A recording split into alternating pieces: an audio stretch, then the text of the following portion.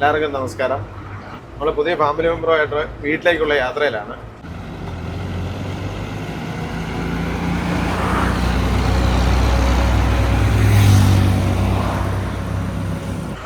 ഇപ്പം നമ്മൾ തെലങ്കാനയിലാണ്. ഹൈദരാബാദ് ലക്ഷ്യമാക്കി ഇങ്ങനെ നമ്മൾ പോയിക്കൊണ്ടിരിക്കുകയാണ്. പിന്നെ നമ്മൾ കാര്യം ഇന്നലെ വർക്ക്ഷോപ്പിലൊക്കെ കഴിഞ്ഞ ദിവസം കയറിയാലും രണ്ടാമത് വഴിയിലൊക്കെ കിടന്നാലും അതിനുശേഷം ഇങ്ങോട്ട് നമ്മൾ തകർത്തടിച്ച് പോകുന്നു. വഴിയിൽ അങ്ങനെ കിടന്നെന്ന് പറയാനൊന്നും പറ്റില്ല. അല്ല, കുറെ സമയം പോയല്ലോ, അതാ ഉദ്ദേശിച്ചത്. ശരിക്കും 4 ദിവസം കഴിഞ്ഞു. നമ്മുടെ പ്ലാനിങ് അനുസരിച്ചിട്ടാണ് 3-ാമത്തെ ദിവസം വീട്ടിൽ ചെല്ലണ്ട. അതെ അതെ. കാര്യം നമ്മുടെ ജോയിന്റിലെ പ്ലാഞ്ചൊക്കെ ഊരിപ്പോയാലും പിന്നെ രണ്ടാമതൊന്നുകൂടെ അത് ലൂസായിപ്പോയി. അതൊക്കെ വലിച്ചു മുറുക്കി. എന്നാലും ജോയിൻ്റൊക്കെ വലിച്ചു മുറുക്കാൻ കുറച്ച് സമയമൊക്കെ പോയി. പിന്നെ ഇലക്ട്രീഷ്യനൊക്കെ വന്ന് അതിൻ്റെ ഒരു ഫ്യൂസ് പോയായിരുന്നു, അതൊക്കെ മാറി. എന്നാലും നമ്മളിപ്പോൾ ഒരു 24 മണിക്കൂർ കൊണ്ട് ഏകദേശം ഒരു 800-825 കിലോമീറ്ററോളം ഓടാൻ പറ്റി. കണ്ട റോഡിൻ്റെ നടുക്ക് നിന്ന് പത്രം വായിക്കുന്നുണ്ട്. ഒരാളപ്പുറം ഇരിപ്പുണ്ട്. അതൊരു ഡാമാണ് കേട്ടോ, ചെക്ക് ഡാം. ഒത്തിരി വലിയ ഡാമൊന്നുമല്ല, ചെക്ക് ഡാമല്ല, ഒരുവിധം വലിപ്പമുള്ള ഡാമാണ് അല്ലേ. ഇപ്പം എല്ലാം ചെടികൾ വെച്ച് പിടിപ്പിച്ചേക്കുന്നുണ്ടോ, വലിയ ചെടിച്ചട്ടിക്കകത്ത്. ലോവർ മനൈർ ഡാമാണ് നമ്മളിപ്പോൾ കണ്ടത്. അതെ, നമുക്ക് ഡീസൽ അടിക്കുക. എന്നാന്നറിയോ, ഡീസൽ അടിച്ചിട്ട് കുറച്ചായി. മീറ്റർ വർക്കുമല്ല. അതെ, തെലങ്കാനയിലും ആന്ധ്രയിലും ഒക്കെ ഡീസലിന് നല്ല വിലയാണ്. ഏറ്റവും വില കൂടുതലുള്ള സ്റ്റേറ്റുകളാണ്. അവിടെ നിന്നെല്ലാം ഡീസൽ ഫുള്ളായിക്കൊണ്ടാണ് പോകുന്നത്. ഇവിടുന്ന് ഫുള്ളാക്കണം. എന്നാ വരി പെഡൽ ജാമായിപ്പോയി. വീൽ ജാമായിട്ട് നിൽക്കുക.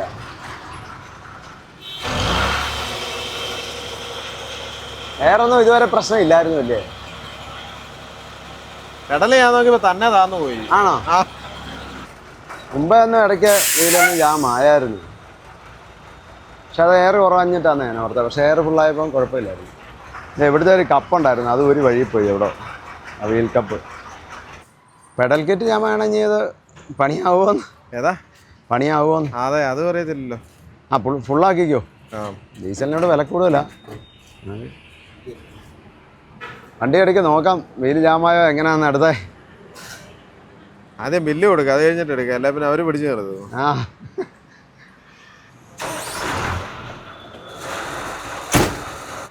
എയറിൻ്റെ പ്രശ്നമൊന്നും ഇതുവരെ ഇല്ലായിരുന്നു. ഇപ്പോൾ കുഴപ്പമില്ലെന്ന് തോന്നുന്നു. ക്ലച്ചിനുമൊക്കെ പ്രശ്നമുണ്ട്. റിവേഴ്സ് വീഴാനൊക്കെ ചെറിയ ബുദ്ധിമുട്ടുണ്ട്. എല്ലാം അഴിച്ച് പണിയണം.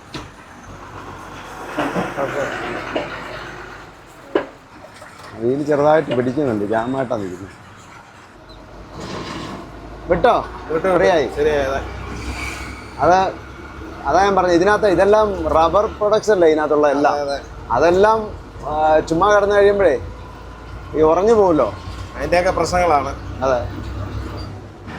എന്താണേലും നമ്മൾ ഇത്രയും പഴയ ഒരു വണ്ടി ഒരു മുൻകരുതലും ഇല്ലാതെ ഇങ്ങനെ ഓടിച്ചു പോരാൻ തീരുമാനിച്ചേ എന്താണെന്ന് വെച്ചാൽ, ഒന്ന് ഈ വണ്ടിയെക്കുറിച്ച് നമുക്ക് ഒരു കുറേ കാര്യങ്ങൾ അറിയുകയും ചെയ്യാൻ പറ്റും. പിന്നെ ഇതിൻ്റെ കണ്ടീഷൻ എന്താണെന്ന് മനസ്സിലാക്കുവാൻ പറ്റും. പിന്നെ നാട്ടിൽ ചെല്ലുമ്പോഴത്തേനും എന്തെങ്കിലും പണിയൊക്കെ ഉണ്ടെങ്കിൽ അത് ചെയ്യാൻ പറ്റും, അറിയാൻ പറ്റും. അപ്പോൾ അങ്ങനെയൊക്കെ ഒരു ഉദ്ദേശത്തിലാണ് ഇത് ഓടിച്ചു പോരാൻ തീരുമാനിച്ചത്. അതിലുപരി ഈ വണ്ടി ഓടിച്ചുകൊണ്ട് വരണമെന്നൊരു ആഗ്രഹം ഉണ്ടായിരുന്നു. ഇപ്പം വേറെ ആരാണേലും ഈ വണ്ടികളൊക്കെ എടുത്തിട്ട് ഏതെങ്കിലും ഒരു ലോറിയെ കയറ്റി കൊണ്ടുവരികയുള്ളൂ. ഞാനെന്ന് വെച്ചാൽ ഇത്ര റിസ്ക് എടുക്കാൻ ആരും തയ്യാറാകുകയില്ല. അത് ഇത്ര ദൂരം ഓടിച്ചോണ്ട് വരിക എന്ന് പറഞ്ഞാൽ അതൊരു വേറൊരു എക്സ്പീരിയൻസ്. അതെ, അതൊരു രസമല്ലേ, ഇത്രയും വലിയ വണ്ടി അങ്ങനെ ഓടിച്ചോണ്ട് വരാനായിരുന്നു. പിന്നെ എന്നെ എല്ലാവരും ചോദിക്കാൻ, എന്താ ഇത് പുതിയ എടുക്കാൻ പറ്റിയല്ലേ എന്ന്. പുതിയ ഈ വണ്ടി കിട്ടുകയില്ല. ഇത് ആർമിക്ക് മാത്രം സപ്ലൈ ചെയ്യുന്ന വണ്ടിയാണ്, പുതിയ കിട്ടുകയില്ല. അതേപോലെ തന്നെ പഴയ വണ്ടിയെ കിട്ടുകയുള്ളൂ. സ്ക്രാപ്പ് ചെയ്യുന്ന വണ്ടികളും ഇപ്പം സ്ക്രാപ്പ് ചെയ്യുന്ന വണ്ടികൾ സ്ക്രാപ്പാക്കി കട്ട് ചെയ്ത് കളയുകയാണ് ചെയ്യുന്നത്. അപ്പം ലേലത്തിൽ വിളിച്ചെടുക്കാൻ പറ്റുകയില്ല. അതുകൊണ്ട് തന്നെ ഈ വണ്ടികൾ അധികം കിട്ടാനില്ല. ഞാൻ കുറേ കാലമായിട്ട് ഈ വണ്ടി ഒന്ന് ഇങ്ങനെ അന്വേഷിച്ച് നടക്കുമായിരുന്നു. അങ്ങനെ ഒരു വണ്ടി ഒത്ത് കിട്ടിയപ്പം എടുത്തതാണ്. അതൊരാഗ്രഹം കൊണ്ട് എടുത്താണ്. അപ്പോൾ ഇതൊക്കെ നമുക്ക് ഒരു ജീപ്പ് എടുത്തുകൊണ്ട് നമ്മൾ ഓഫ് റോഡൊക്കെ പോകല്ലേ എന്ന് പറഞ്ഞ പോലെ തന്നെ ഈ വണ്ടിയുടെ ഓഫ് റോഡൊക്കെ പോകാനും അങ്ങനെയുള്ള ഒരു ആഗ്രഹം കൊണ്ടാണ് ഈ വണ്ടി എടുക്കുന്നത്. പിന്നെ നമ്മൾ ശരിക്കും പറഞ്ഞാൽ ഇത് ആദ്യം ഒരു 800-900 കിലോമീറ്റർ ഒരു കുഴപ്പമില്ല ഓടി. അത് കഴിഞ്ഞ് 1-2 ദിവസം ആ ജോയിൻറ്റിൻ്റെ പ്രശ്നം വന്നുകൊണ്ട് ഇച്ചിരി താമസിച്ചു പോയി.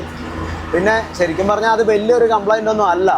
അപ്പം ഒരു ദിവസം ബെയറിങ്ങും മാറി, ഓയിൽ സീലും മാറി, അതിനൊരു 3000 രൂപയും, പിറ്റേ ദിവസം ആ വഴി ജോയിൻറ്റ് പറഞ്ഞു കിടന്നപ്പോൾ ഒരു 1300 രൂപയും ഇന്നിപ്പം വലിച്ചു മുറിക്കാൻ ഒരു 400, 1700 എല്ലാം കൂടെ ഒരു 5000 രൂപ താഴത്തെ ഒരു പണിയേ വണ്ടിക്ക് ഉണ്ടായുള്ളൂ.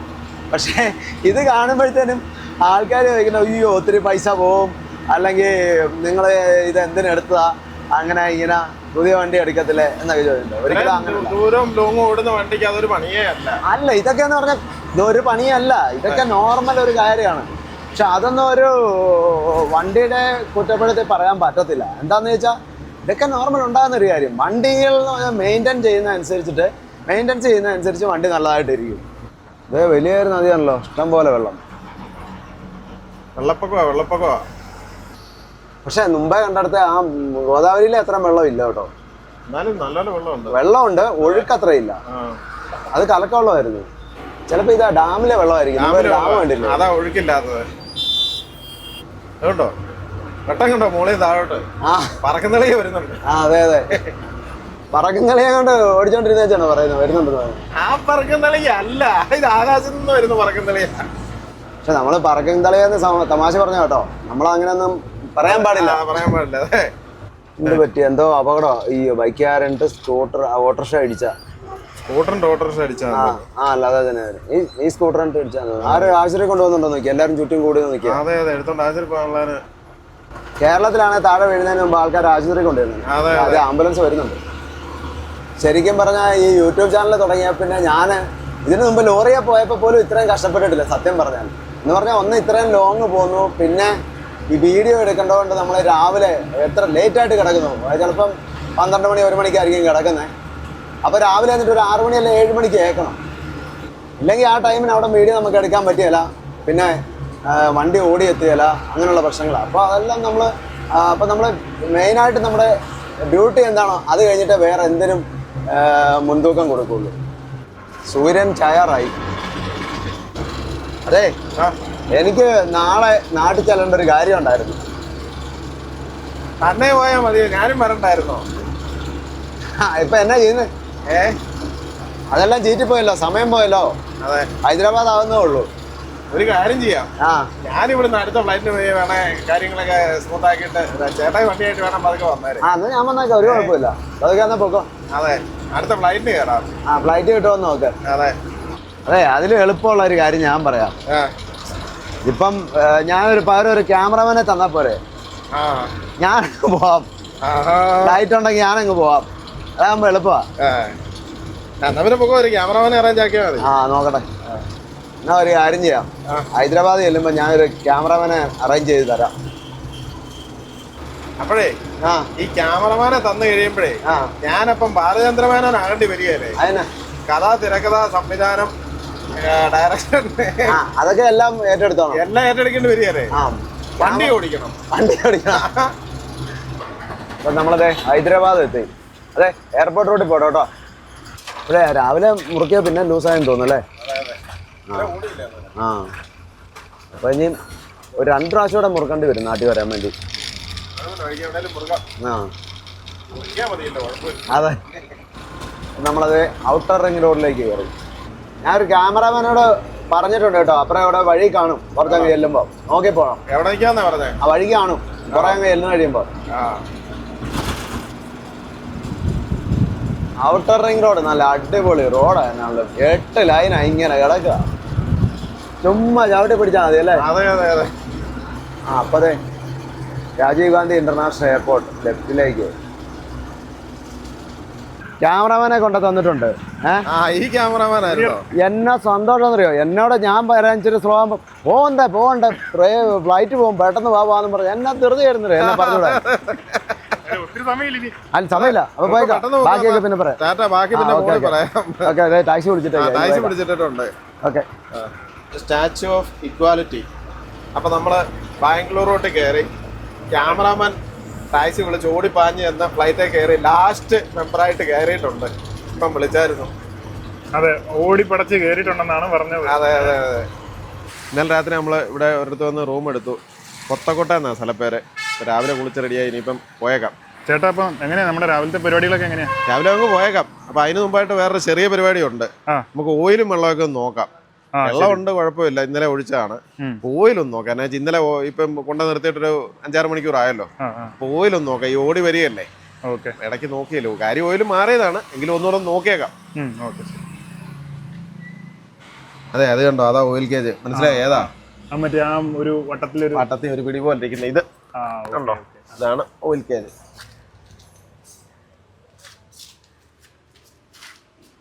ഓയിലുണ്ട്, കുഴപ്പമില്ല, വലിയ വ്യത്യാസം ഇല്ലല്ലേ? ഇല്ല കുഴപ്പമില്ല, ഓയിൽ ഉണ്ട്. എന്നാന്ന് ഓയിൽ മാറിയിട്ടാ വന്നത്, അതുകൊണ്ട് ഒരു കുറവൊന്നുമില്ല. ഇനി നമുക്ക് അറിയത്തില്ലല്ലോ ഇത് കുറയുന്നുണ്ടോ ഓയിൽ ചിലവുണ്ടോ എങ്ങനെയാണെന്ന് അറിയത്തില്ലല്ലോ, അങ്ങനെ കുഴപ്പമില്ല.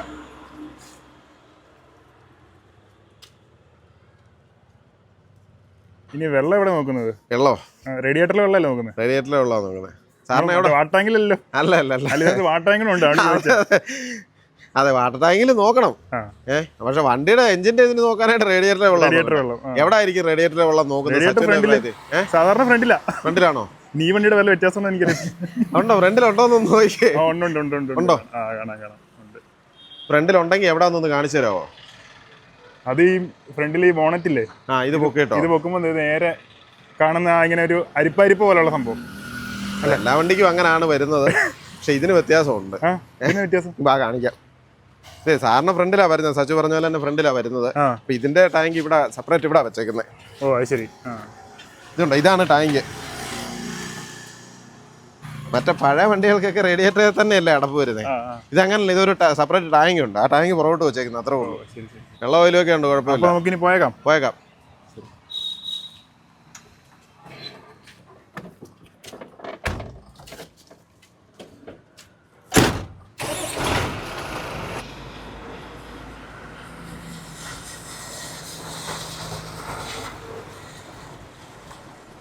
ടാക്സി സ്റ്റാൻഡ് വന്നു തോന്നുന്നു അവിടെ കേട്ടോ, നോക്കി എന്ത് വണ്ടി കിടക്കുന്നത്. അതെ അതെ, ഇവിടെ എല്ലാം ഇതുപോലത്തെ വണ്ടി കേട്ടോ, ഈ ഫോഴ്സിന്റെ വണ്ടിയാണല്ലോ. അതെ അതെ, സാധാരണ ലൈലാൻഡ് വണ്ടികൾക്ക്, ലൈലാൻഡ് അല്ല, ഒരുമാതിരിപ്പെട്ട വണ്ടി, ഇപ്പൊ പുതിയ മോഡൽ വണ്ടികൾക്കെല്ലാം റേഡിയേറ്ററിന്റെ മുകളിൽ ഒരു ടാങ്ക് വരുന്നുണ്ട്. ആ ടാങ്ക്, അതെ, സച്ചു പറഞ്ഞ പോലെ തന്നെ അത് ഫ്രണ്ടിലാ വരുന്നത്. ഈ മോഡൽ ഈ കൊമറ്റ് വണ്ടികൾ അങ്ങനെയുള്ള വണ്ടികൾ വരുന്നതിനൊക്കെ ഇതുപോലെ പുറയിലാ വരുന്നത്, ക്യാബിന്റെ പുറയിലായിട്ടാ വരുന്നത്. സാധാരണ കാറിന്റെ ഒക്കെ ഫ്രണ്ടിലല്ലേ? അതെ, ഞാൻ ആ ഒരു ഇതിലാണ് പറഞ്ഞ ഫ്രണ്ടിലായിരിക്കും. നമ്മൾ ഇന്നലെ താമസിച്ച ആ സിറ്റിയുടെ ഒരു എൻട്രൻസ് ആയിരുന്നു ഇത്. നമ്മൾ അതിൽ തന്നെ നമ്മൾ തിരിച്ച് ഇറങ്ങിപ്പോവാ. അപ്പോൾ ഈ കൊത്തക്കോട്ട എൻട്രൻസിന്റെ ഭാഗത്തായിട്ട് ഈ ഛത്രപതി ശിവജിയുടെ ഒരു സ്റ്റാച്ചു, നല്ല രസമുണ്ട് ഈ കവാടമൊക്കെ കാണാനായിട്ട്. അതെ, നമുക്ക് ആദ്യം എവിടെയെങ്കിലും മെക്കാനിക് ഉണ്ടോ എന്ന് നോക്കണം. അതിനായിട്ട് ചേട്ടാ, അതെ, ഞങ്ങൾ അവിടുന്ന് വഴിക്കുന്ന മുറുക്കിക്കൊണ്ട് വന്ന ഒരു പ്ലാഞ്ചിനേറ്റ് ഉണ്ട്, അത് വീണ്ടും ലൂസ് ആയിട്ടുണ്ട്. അതാ വണ്ടി സ്ലോ ആകുമ്പോ ഭയങ്കര വൈബ്രേഷൻ വരുന്നത്. ഭയങ്കര വൈബ്രേഷൻ, അത് ലൂസ് ആയിട്ടുണ്ട്. അതാ, അല്ല എനിക്കത് അറിയത്തില്ലായിരുന്നു, ഞാൻ കയറിയപ്പോ തൊട്ടൊരു ചെറിയൊരു വൈബ്രേഷൻ ഉണ്ട്. അതിനകത്തൊരു പ്ലാഞ്ചിനേറ്റ് ഉണ്ട്, പ്ലാഞ്ചിനേറ്റ് ലൂസായി പോകുന്നുണ്ട്, അതുകൊണ്ടാണ് ആ വൈബ്രേഷൻ വരുന്നത്. അത് ടൈറ്റ് ആക്കിയാൽ കുഴപ്പമില്ല, വൈബ്രേഷൻ മാറും. കുർണൂല്, ബാംഗ്ലൂർ, കന്യാകുമാരി, അതെ നമുക്കിനി പോകേണ്ടതേ അനന്തപുരം, ചെക്കവല്ലാപ്പൂര്, ഹോസ്കോട്ടെ, കൃഷ്ണഗിരി. കൃഷ്ണഗിരിക്ക് 500 കിലോമീറ്റർ ഉണ്ട്. 500 കിലോമീറ്റർ. ഇത്തവണ എന്നെ കിളിയായിട്ടല്ല അപ്പോയിന്റ് ചെയ്തേക്കുന്നത്. അല്ലേ, കിളിയുടെ ഡ്യൂട്ടി അപ്പോയിന്റ് ചെയ്തേക്കുന്നത്. ഗ്ലാസ് തുടച്ച വീഡിയോ ക്ലിയർ ആകുകയല്ല, വീഡിയോ നല്ലപോലെ എടുത്താലേ വീഡിയോ ക്ലിയർ ആകും കേട്ടോ. ശ്രമിച്ചു നോക്കാം. ചേട്ടാ, അടുത്ത പരിപാടി കഴിക്കണ്ടേ? കഴിച്ചേക്കാം. നമുക്ക് എവിടെയെങ്കിലും നാടൻ കടകൾ കാണും, ചെറിയ കടകൾ കാണും, അത് നോക്കാം. എവിടുന്നേലും കാപ്പ് കുടിച്ചേക്കാം. ഓക്കെ ചേട്ടാ, അവിടെ ഒരു നാടൻ കടയുണ്ട്, കഴിച്ചേക്കാം. കാപ്പ് കുടിച്ചേക്കാം. വിശക്കാൻ തുടങ്ങിയെന്ന് തോന്നുന്നല്ലേ? നല്ല വിശപ്പ്. ഞങ്ങള് പോകുമ്പോ ഇങ്ങനെയൊക്കെയാ, കഴിപ്പൊക്കെ എപ്പോഴേലും ഒക്കെയാ, സമയമൊന്നും ഇല്ല. ഞാൻ കുറച്ച് ചോദിക്കണം വിചാരിച്ചാ, ഡീസൽ അടിച്ചായിരുന്നോ? ഡീസലൊക്കെ അടിച്ചു, ഡീസൽ പിന്നെ ദോശ പറയാം. സാധാ വേണോ മസാല വേണോ? സാധാ, പ്ലെയിൻ. പ്ലെയിൻ പറഞ്ഞേക്കാം. ചേട്ടാ, നമുക്കുള്ള ദോശയാണോ? നമുക്കുള്ള പ്ലെയിൻ ദോശ. ഇത് കണ്ടോ, നല്ലൊരു പരിപാടിയല്ലേ? ഫുഡ് ട്രക്ക് വണ്ടിയെ കൊണ്ടുവരുന്ന കണ്ടോ, അതായത് വീട്ടിൽ നിന്ന് റെഡി ആയിക്കൊണ്ട് വന്ന് ഇവിടെ ഇട്ട് കച്ചവടം. അത് കഴിയുമ്പോൾ അടയ്ക്കാ വീട്ടിൽ പോവാ, വണ്ടിയായിട്ട് പോവാ. അതെ, നമ്മുടെ പ്ലെയിൻ ദോശ വന്നു. ഞാൻ ഉദ്ദേശിച്ച പ്ലെയിൻ ഇതല്ല, ഇതൊന്ന് പറഞ്ഞ് മനസ്സിലാക്കാവോ? അത് എങ്ങനെ, ഏത് ഭാഷ പറഞ്ഞ് മനസ്സിലാക്കാം? അതെ, അല്ല തമിഴ് പറഞ്ഞാൽ അറിയായിരിക്കും. ഞാൻ ഓർത്ത് ചേട്ടനൊക്കെ സീരിയല് വരുന്നോണ്ട് വല്ല പരിചയമാണോ? ഹിന്ദി അറിയത്തില്ലേ സച്ചുന്? ഹിന്ദി തോടാ മാലും. ആണോ? ഹിന്ദി പഠിക്കണം, അർജന്റാണ്. നദിയൊക്കെ നിറഞ്ഞു കവിഞ്ഞാണല്ലോ ഒഴുകുന്നത്. അതെ, നിറഞ്ഞ്. നല്ല മഴയായിരുന്നു. നല്ല മഴയായിരുന്നു. തെലങ്കാന, ആന്ധ്രയിലൊക്കെ തോന്നുന്നു. കൃഷ്ണ റിവർ ആട്ടോ, അതെ, കൃഷ്ണ റിവർ. അവിടുത്തെ പടിക്കെട്ട് സ്റ്റെപ്പൊക്കെ ഏകദേശം നിറഞ്ഞിട്ടുണ്ട്. അതെ, നല്ല രീതിയിൽ വെള്ളമായിട്ടുണ്ട്. തുരുത്ത് പോലെ കണ്ടോ? അതെ, രണ്ട് സൈഡിൽ കൂടെ ആയിട്ടോ ഒഴുകുന്നത് അല്ലേ? അതിലെന്താ കോട്ടയുണ്ട്. ഏതോ കോട്ടയാണ്. തുരുത്തിലൊരു കോട്ട കാണാൻ പറ്റുന്നുണ്ട്. അതെ. രാജേട്ടാ, ക്യാമറമാൻ പോയതിന്റെ ഒരു വിഷമം മുഖത്ത് കാണാനുണ്ടല്ലോ. അതെന്നാ, അത് വിഷമമൊന്നുമല്ല. ക്യാമറമാൻ ആണെങ്കിലേ എനിക്ക് പണി കുറവുണ്ട്. ഇതിപ്പോ എനിക്ക് മൊത്തം പണിയല്ലേ. എനിക്ക് വണ്ടി ഓടിച്ചാ മതി. ഈ സൈഡിൽ മറ്റേ നമ്മുടെ ഷോയ്ക്കെല്ലാം വെക്കുന്ന തെങ്ങില്ലേ, അതെ, അതിന്റെ തൈയാന്ന് തോന്നുന്നു, അതിന്റെ ഫാമാന്ന് തോന്നുന്നു.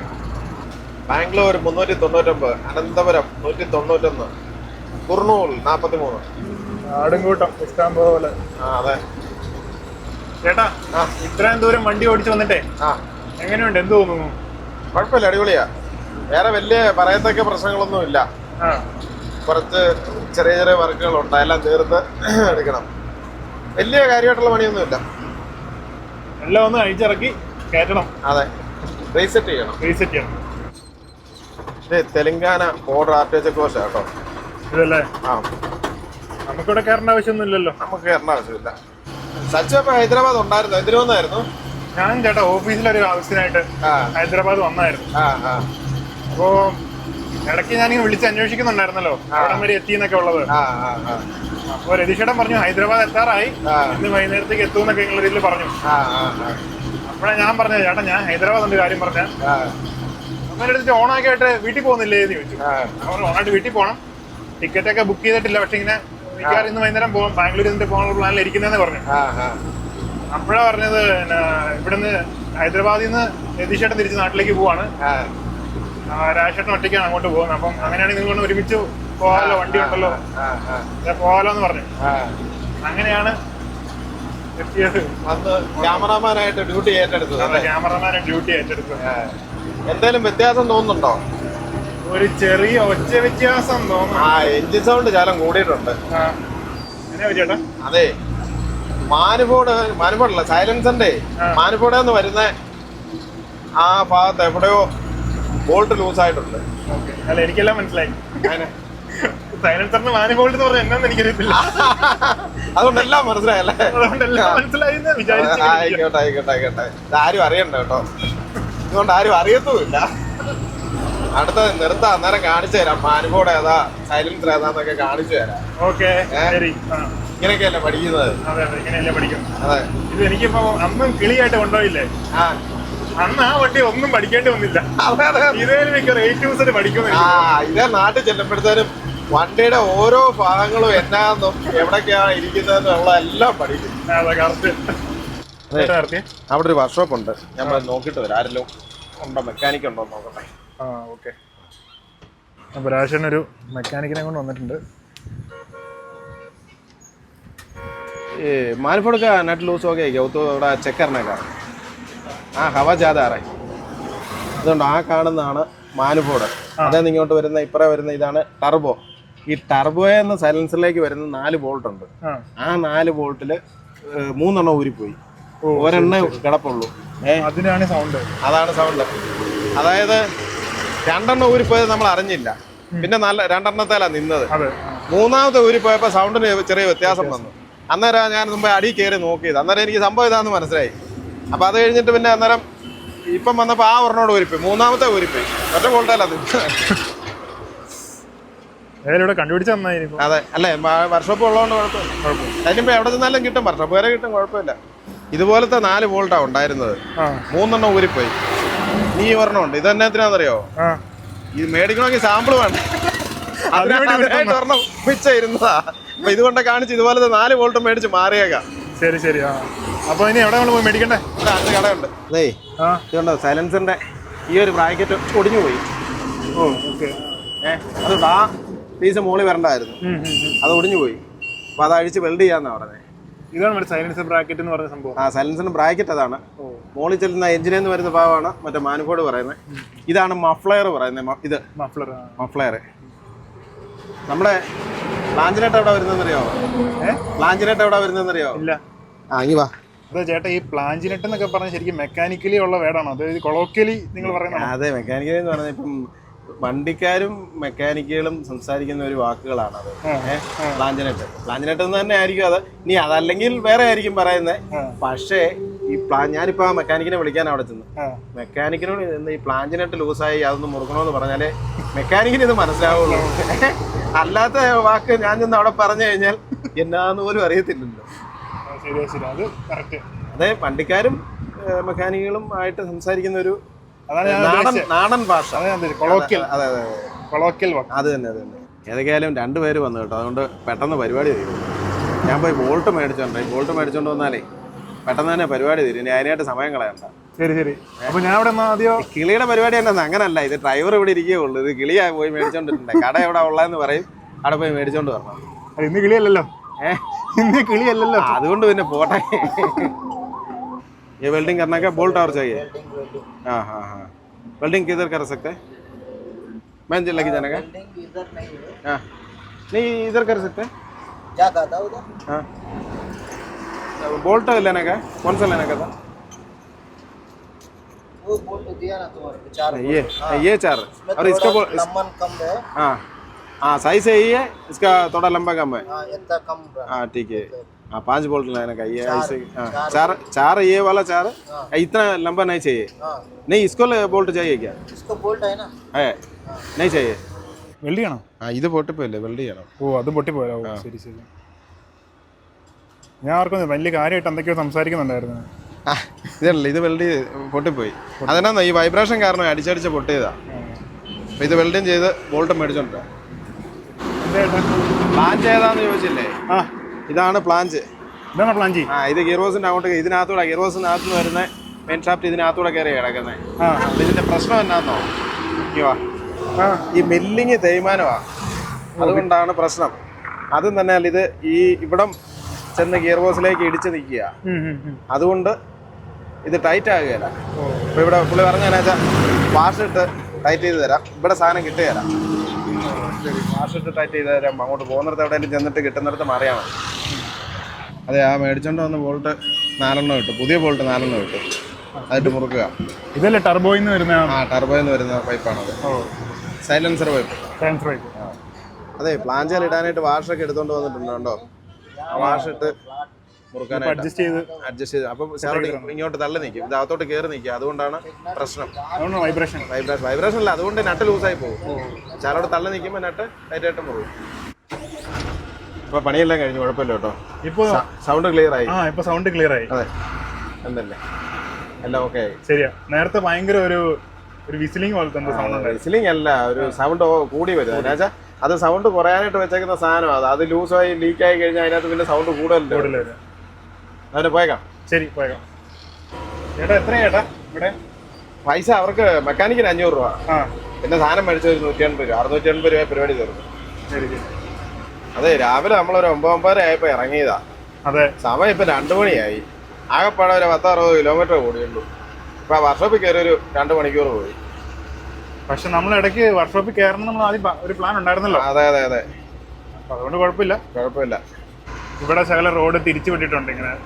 അതെ, ഒരു സൈഡ് വഴിപ്പണി നടക്കുക. വഴിപ്പണി. ഇന്നലെ വണ്ടിയെ കയറിയപ്പോ ഭയങ്കര വൈബ്രേഷൻ ആയിരുന്നു. ഇപ്പൊ അത് കുറഞ്ഞിട്ടുണ്ട്. ഇപ്പൊ നല്ല സ്മൂത്ത് ആയില്ലേ? അതിനകത്ത് ഇന്നലെ അത് വൈകുന്നേരം ആയപ്പോ ശാല ലൂസായി കിടക്കുകയായിരുന്നു, അതായിരുന്നു വൈബ്രേഷൻ. ഇപ്പൊ ടൈറ്റ് ആയപ്പോ നല്ല സ്മൂത്ത് ആയി. മറ്റേ ആ സ്ലോ സ്പീഡിൽ പോകുമ്പോഴത്തേക്കും ഭയങ്കരമായിട്ട് കിടന്ന് അതെ, സ്പീഡ് കുറയുമ്പോഴത്തേനും ഭയങ്കര വൈബ്രേഷൻ ആയിരുന്നു. സമയം 3 മണിയായി. വിശക്കുന്നില്ലേ? പശിക്കുതാ, പിന്നെ നന്നായിട്ട് പസിക്കുന്നുണ്ട്. എന്നാ എവിടെന്നെങ്കിലും കഴിച്ചേക്കാം. അവിടെ എവിടെയെങ്കിലും കട കാണും, നോക്കാം. കടയല്ല, നമുക്ക് ഈ നമ്മുടെ നാട്ടിലെ വീട്ടിലൂണ് പോലെ ഇവിടെ ഇതുപോലെ റോഡ് സൈഡിലേ വണ്ടിയിൽ കൊണ്ടുവന്ന് ചോറും ബിരിയാണിയൊക്കെ വിൽക്കുന്നവരുണ്ട്. ഓക്കെ, അവിടെ നിന്ന് എവിടെന്നെങ്കിലും കഴിച്ചേക്കാം. ശരി ശരി ശരി. വീട്ടിലൂണെന്നല്ല പറഞ്ഞപ്പോ വീട്ടിലൂണാന്നല്ലേ പറഞ്ഞേ? പിക്കപ്പ് ലൂണാ. എങ്ങനെയുണ്ട്? പിക്കപ്പിൽ ബിരിയാണി. വാ കഴിച്ചോ? വിശക്കുന്നില്ലേ? വിശക്കുന്നുണ്ട്.